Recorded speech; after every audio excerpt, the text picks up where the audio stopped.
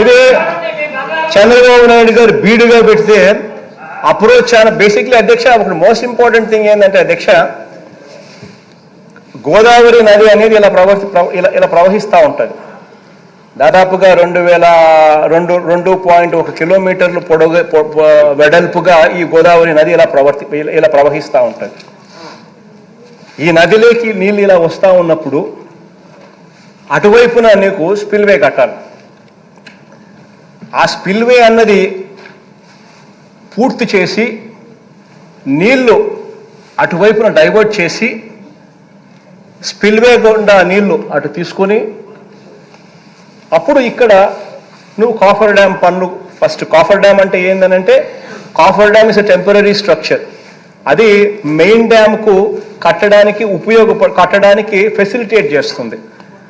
ఆ coffer dam అన్న structure ఎప్పుడు కట్టాలి?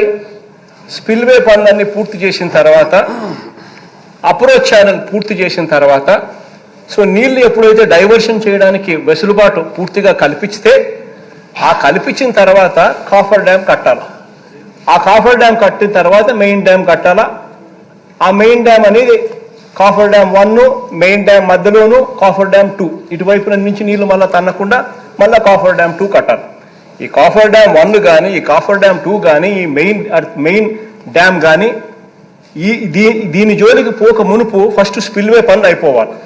స్పిల్వే పనులు అయిపోయి చేసి అప్రోచ్ ఛానల్ పనులు అయిపోయి చేసేసి నీళ్ళు అటువైపును డైవర్ట్ చేస్తే అప్పుడు నీకు ఈ 2.1 కిలోమీటర్ పొడవైన ఈ గోదావరి నదిలో you can construct the coffer dam.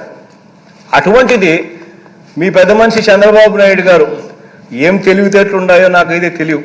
14 ఏళ్ళు ముఖ్యమంత్రి అంటాడు, 40 ఏళ్ళ ఇండస్ట్రీ అంటాడు.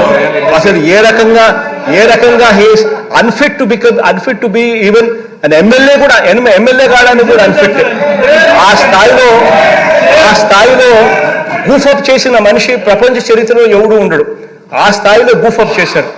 మీరు చేసిన అన్యాయమైన పని ఏమిటి అని అంటే ఒకవైపున స్పిల్వే కంప్లీట్ కాకుండా, ఒకవైపున అప్రోచ్ ఛానల్ కంప్లీట్ కాకుండా, మరోవైపున 2.1 కిలోమీటర్లు పొడవైన కాఫర్ డ్యామ్ 2.1 కిలోమీటర్ పొడవైన గోదావరి విస్తీర్ణాన్ని అప్పర్ కాఫర్ డ్యామ్ కట్టారు. దాంట్లో 2 గ్యాప్లు ఇచ్చిపెట్టినారు.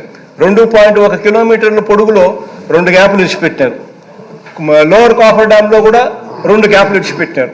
సో నీళ్ళ వెలాసిటీ ఏదైతే ఉందో అటు స్పిల్వే వైపు నుంచి పోలేకపోయింది.